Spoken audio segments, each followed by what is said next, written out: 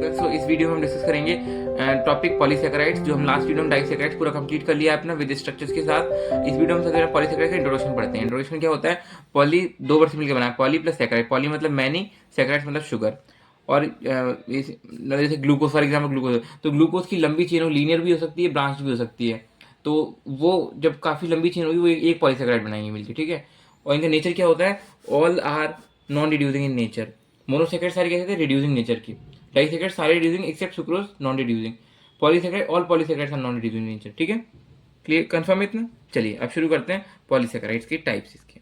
किस किस बेस पे हम इसको बांटते हैं, किस बेस पे बांटते हैं, ठीक है। सेकेराइड्स, सेकेराइड्स सबसे पहला क्लासिफिकेशन पढ़ते हैं इसका। On the basis of there composition,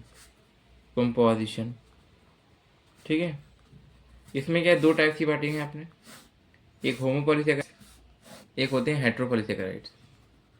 हेट्रोपॉलीसेकेराइड्स तो नाम से समझ में आ रहा है जैसे कि होमोपॉलीसेकेराइड इसमें मतलब सेम टाइप की मोनोसेकेराइड की चेन होगी जो एक पॉलीसेकेराइड बनाएंगे। हेट्रो में एक मतलब एक मोनोसेकेराइड दूसरा monosaccharide different type. So homopolysaccharides consist of only one type of monosaccharides,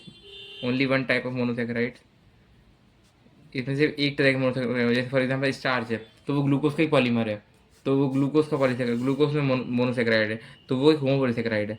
हेट्रोपॉलीसेकेराइड क्या होता है? Consist of more than one type of monosaccharide.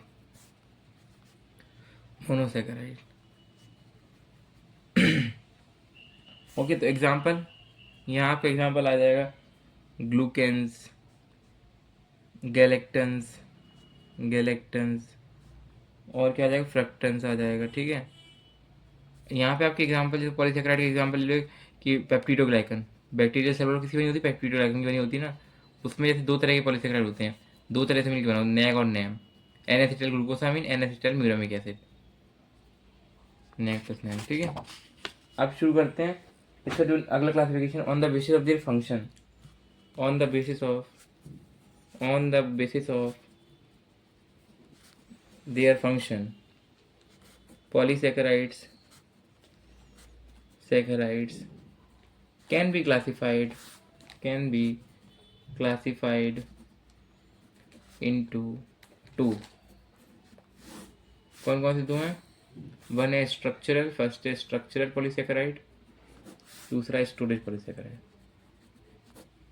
अब जो स्ट्रक्चर पॉलीसेकेराइड ये क्या होंगे? एक पर्टिकुलर स्ट्रक्चर बनाएंगे। फॉर एग्जांपल किसी सेल की सेल वॉल बना रहे हैं तो इस तरह से बोलते हैं स्ट्रक्चरल, कोई एक पर्टिकुलर स्ट्रक्चर बनाएंगे, ठीक है। स्टोरेज मतलब जो इनकी बॉडी में फूड को स्टोर कर रिजर्व कर रहे हैं जब कंडीशन अनफेवरेबल होंगी उनके लिए, ठीक है। तो फिर क्या होगा? स्ट्रक्चरल में क्या क्या, स्ट्रक्चरल में आपका क्या क्या आता है? स्ट्रक्चर में आपका आता है एग्जाम्पल, जैसे सेल्यूलोज आ जाएगा आपका। किससे इसका कि कौन से मोनोसेकेराइड से बना होता है? ये ग्लूकोज से बना होता है, ठीक है। और जैसे काइटिन आ जाए, काइटिन कहाँ मिलता है? फंगल सेल वॉल, और सेलुलोज प्लांट सेल वॉल, ठीक है। और इसमें जैसे ये काइटिन किससे मिलकर बना होता है? नेक से, नेक का पॉलीमर है, नेक का एक होमोपॉलीमर, नेक जो बहुत सारे नेक अटैच होते हैं तभी काइटिन बनता है, ठीक है। और इसमें एग्जाम्पल आपके आ जाएंगे स्टार्च जो प्लांट में रिजर्व फूड है, ग्लाइकोजन जो ह्यूमन में रिजर्व फूड है, और डेक्स्ट्रंस जो बैक्टीरिया में रिजर्व फूड है, ठीक है। इतना क्लियर सबको? और क्लियर? अब हमने यहाँ तक पढ़ लिया, अब हम शुरू करेंगे। अब हम स्ट्रक्चर्स पढ़ेंगे पॉलीसेकेराइड्स के, ठीक है। स्ट्रक्चर्स पॉलीसेकेराइड पढ़ेंगे तो इसमें क्या पढ़ेंगे? सबसे पहले हम देखते हैं स्ट्रक्चरल के स्ट्रक्चर। तो इस वीडियो में आई गेस हम दो ही कवर कर पाएंगे, सेलुलोज और काइटिन, क्योंकि दोनों के स्ट्रक्चर में टाइम लगेगा, थोड़ा सा अच्छे से बनाऊंगा, अच्छे से पढ़ाऊंगा। दो ही स्ट्रक्चर खत्म कर लेंगे, नेक्स्ट वीडियो में हम स्टोरेज खत्म कर लेंगे। हमारा पॉलीसेकेराइड्स टॉपिक कंप्लीट, और इसी के साथ हमें लास्ट में ग्लाइकोकॉन्जुगेट्स और पढ़ाना है टॉपिक, उसके साथ हमारी यूनिट 1 कंप्लीट हो जाएगी, ठीक है। सबसे पहले देखते हैं स्ट्रक्चर ऑफ किस किस की देखें? सेल्यूलोज और काइटिन, ठीक है। सबसे पहले हेडिंग डालो सेल्यूलोज। सेल्यूलोज क्या होता है? Reserve food in plants, reserve food material in plants, ठीक है। और ये क्या बनाता है? सेल वॉल ऑफ प्लांट बनाता है, सेल वॉल ऑफ प्लांट्स बनाता है। और जैसे बोलते भी, जैसे आपने पढ़ा होगा नॉन कॉर्डेटा में पढ़ा होगा आपने, मोलस्का में पढ़ा होगा आपने, मेंटल पढ़ी होगी, उनमें मेंटल कैविटी बनती है, मेंटल क्रस्ट होती है। ऐसे ट्यूनिकेट्स पढ़ा होगा आपने यूरोकॉर्डेटा में, तो उन्हें ट्यूनिकेटा भी बोलते हैं। तो उसमें क्या बनाता है ये, आउटर मेंटल ऑफ ट्यूनिकेट्स भी बनाता है, ठीक है। क्या, सेल्यूलोज, ठीक है। किससे बना होता है ये पॉइंट बहुत इंपॉर्टेंट है। Made up of beta D glucose. Beta D glucose का होमोपॉलीमर है, बीटा डी ग्लूकोज का होमोपॉलीमर है। और कितने होते हैं ये, अप टू 6000 से 15000 मॉलिक्यूल होते हैं बीटा डी ग्लूकोज के, वो बनाते हैं एक सेल्यूलोज को, ठीक है। सेल्यूलोज फाइबर जो होता है, सेल्यूलोज फाइबर जो होता है, उसमें क्या होता है, इसमें आपकी 40 पैरेलल चेन्स होती हैं। 40 पैरेलल चेन्स मिलके क्या बनाती हैं, एक सेल्यूलोज फाइबर, ठीक है। और इसका ये जो लिखते हैं 10⁻15 kg पर एनम में इसका वो वेट डेजिग्नेट करते हैं, ठीक है। ये एक लीनियर मॉलिक्यूल है, means it is not branched, linear molecule है। अभी आप आगे पढ़ोगे कि स्टार्च भी एक स्टार्च है, जैसे फॉर एग्जांपल ये भी क्या बोलते हैं, ग्लूकोज का एक पॉलीमर है, बट वो ब्रांच्ड है, ये लीनियर मॉलिक्यूल है, अनब्रांच्ड मॉलिक्यूल, अनब्रांच्ड है, ठीक है। अब हम देखते हैं स्ट्रक्चर सेल्यूलोज का, ठीक है। तो अब इतनी ज़्यादा मॉलिक्यूल्स हैं, फॉर एग्जाम्पल हम एन ले लेते हैं, एन नंबर ऑफ मॉलिक्यूल्स हैं ग्लूकोज के, वे बहुत ज़्यादा मतलब ड्रॉ नहीं कर सकते, तो हम एन ले लेंगे सिंपल। एन की वैल्यू क्या होगी, जितने नंबर ऑफ मॉलिक्यूल्स होंगे, ठीक है। तो इसका हम स्ट्रक्चर शुरू करते हैं बनाना। सबसे पहले बीटा डी ग्लूकोज का स्ट्रक्चर आपको याद होगा ना, मैंने मोनोसेक्राइड्स में आपको बताया था, साइक्लिक स्ट्रक्चर पढ़ा था, हेवॉर्स पोजीशन पढ़ाया था, ठीक है। तो कैसे होता है बीटा डी ग्लूकोज का, इसमें ठीक है ओ एच, ये क्या हो गया, बीटा डी ग्लूकोज, ठीक है। तो ये क्या है, इसी का एक वो है, मतलब इसी की बीटा डी ग्लूकोज की जब बहुत सारी चेन जब बन जाती है आगे तक, तब ये क्या बनता है, सेलुलोज बनता है, ठीक है। तो हम इसको बनाते हैं, फिर कैसे किस तरह से बनता है इसका स्ट्रक्चर, फिर पीछे अटैच होंगे, तो इसको हम इस तरह से बंद कर देते हैं। यहाँ आपके और भी जो ग्लूकोज मॉलिक्यूल होंगे सारे अटैच होंगे, ठीक है। ओ एच यहाँ पे आप एक और ग्लूकोज मॉलिक्यूल बना लीजिए बीटा डी ग्लूकोज, ठीक है। तो यहाँ पे क्या है, फोर्थ पोजीशन है, फोर्थ पोजीशन नीचे होता है ओ एच, तो यहाँ पे ओ एच इसका यहाँ वाटर मॉलिक्यूल निकल गया और ग्लाइकोसिडिक बॉन्ड बन गया, ठीक है। और यहाँ पे क्या हो जाएगा, अब आपका वन ऊपर है, यानी कि यहाँ भी आपको ये दूसरे ग्लूकोज बीटा डी ग्लूकोज से जुड़ा होगा, तो इसको एन यहाँ लिख दो, n number of molecule, n की वैल्यू कितनी होती है, 7500, ठीक है। तो ये आपका हो गया, इसको आप बना लो अच्छे से, OH CH2OH। तो ये आपका बन गया structure of beta D glucose, ठीक है।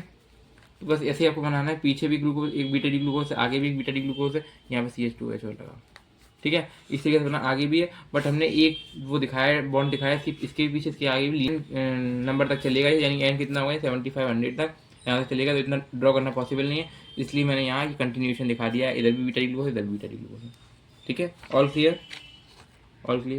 अब यहाँ आपने एक एंजाइम पढ़ा होगा, सेल्यूलोज में एक एंजाइम पढ़ा होगा जिसको कि सेल्यूलेज बोलते हैं, सेल्यूलोज डाइजेस्टिंग एंजाइम। तो ये क्या होता है, ऑल हर्बीवोर्स में सिम्बायोटिक बैक्टीरिया में पाया जाता है, ऑल हर्बीवोर सिम्बायोटिक बैक्टीरिया में पाया जाता है, ठीक है। टर्माइट्स में भी पाया जाता है, टर्माइट्स क्या, कौन सा, ट्राइकोनिम्फा, ठीक है, क्लियर। अब नेक्स्ट पढ़ते हैं स्ट्रक्चर ऑफ काइटिन, ठीक है। इसका स्ट्रक्चर काइटिन का, काइटिन भी क्या है, स्ट्रक्चरल पॉलीसेकेराइड है, जो क्या बनाता है, सेल वॉल ऑफ फंगाई बनाता है, फंजाई। सम एल्गी में प्रेजेंट होता है, सम एल्गी में ऑल्सो, ठीक है। और क्या बनाता है, आपने जैसे उसमें नॉन कॉर्डेट्स में पढ़ा होगा, जब आप पढ़ रहे हो आर्थ्रोपोडा फाइलम, तो वहाँ पर आपने पढ़ा होगा कि एक्सोस्केलेटन ऑफ जो आर्थ्रोपोड्स होता है वही बनाता है क्या, काइटिन, एक्सोस्केलेटन ऑफ आर्थ्रोपोड्स, जैसे वो सेलुलोज में बीटा डी ग्लूकोज बना था, ये यहाँ किससे बना है, नैग मॉलिक्यूल से। नैग भी क्या एक मॉडिफिकेशन होती है ग्लूकोज मॉलिक्यूल में, तो उससे नैग बन जाता है। नैग की फॉर्म क्या है, एन एसिटाइल ग्लूकोसामीन, ठीक है। तो क्या है, 1,4 लिंकेज होती है, वहाँ भी 1,4 लिंकेज होती है, ठीक है। जैसे मैं बीटा डी ग्लूकोज के स्ट्रक्चर आपको बताया, ऐसे पहले यहाँ नैग का बताता हूँ। नैग में कुछ नहीं है, एन एसिटाइल ग्लूकोसामीन नाम है उसका। तो यहाँ पे क्या हो जाएगा, ये आपने OH ले लिया, यहाँ OH ले लिया, और यहाँ जो सेकंड पोजीशन जहाँ OH प्रेजेंट था, यहाँ कुछ नहीं, एन एसिटाइल ग्लूकोसामीन, मतलब एन एसिटाइल ग्लूकोसामीन ग्रुप आ जाएगा यहाँ आपका, ठीक है। एसिटामाइड ग्रुप आ जाएगा यहाँ सेकेंड कार्बन पे, ओ एच की जगह पे क्या आ जाएगा, एसिटामाइड ग्रुप आ जाएगा, ठीक है। ओ एच ये तो नॉर्मल रहेगा ओ एच, ये भी नॉर्मल ओ एच रहेगा, ये यहाँ CH2OH। तो कुछ नहीं करना है आपको, एक बीटा डी ग्लूकोज है इसमें ओ एच ऊपर, तो ये क्या है, बीटा है, बीटा डी ग्लूकोज है, ओ एच ऊपर है, तो आपको बीटा डी ग्लूकोज में ये मॉडिफिकेशन करना है, सेकंड कार्बन है इसका, यहाँ से ओ एच को हटा के ओ एच की जगह पे रिप्लेस कर, ओ एच को रिप्लेस कर देना है किससे, एसीटामाइड ग्रुप से, एसीटामाइड ग्रुप से कर देना है आपको सेकंड कार्बन पे एसीटामाइड ग्रुप से रिप्लेस कर देना है, ठीक है। तो अब हम बनाते हैं इसका जो इसका स्ट्रक्चर है, क्या बोलते हैं उसका काइटिन का, कि किस तरह से ये मॉलिक्यूल आपस में अटैच होते हैं नेक के और एक काइटिन मॉलिक्यूल बनाते हैं, ठीक है, काइटिन पॉलीसेकेराइड बनाते हैं। तो यहाँ पे ये ग्लाइकोसिडिक बॉन्ड हो गया, यहाँ पे ये फोर्थ कार्बन होगा इसका, यहाँ पे ये ग्लाइकोसिडिक बॉन्ड बन गया इस तरह से। यहाँ पे ये आपकी कंटिन्यूशन पीछे भी एक नेक मॉलिक्यूल होगा, यहाँ CH2OH हो गया, यहाँ OH हो गया। सेकंड पोजीशन पे याद रखना, यहाँ क्या आ जाएगा, NHCOCH3 आ जाएगा, ठीक है। तो यहाँ इस तरह से आप OH यहाँ आ जाएगा आपका, CH2OH आ गया यहाँ, और यहाँ हाइड्रोजन होगी, जहाँ कुछ नहीं वहाँ हाइड्रोजन होगी। मैं पहली वीडियो में बताऊँगा, इसलिए अब आपको अंडरस्टूड है, अंडरस्टूड है NHCOCH3, ठीक है। और यहाँ पे इस तरह से अटैच होगा, यहाँ पे आप ये इस तरह से बनकर, पीछे भी मॉलिक्यूल है, आगे भी मॉलिक्यूल है, ये N हो गया, ठीक है, N मॉलिक्यूल्स है, ठीक है। यहाँ इसका जो वेट किसके साथ देखते हैं, 10⁻14 kg/nm में इसका भी होता है सेलुलोज की तरह, ठीक है। तो कुछ नहीं, बीटा डी ग्लूकोज मॉडिफिकेशन करके नेक बन जाता है। सेकंड कार्बन पे क्या करते हैं, OH को रिप्लेस कर देते हैं एसिटामाइड ग्रुप से, ये याद रखना।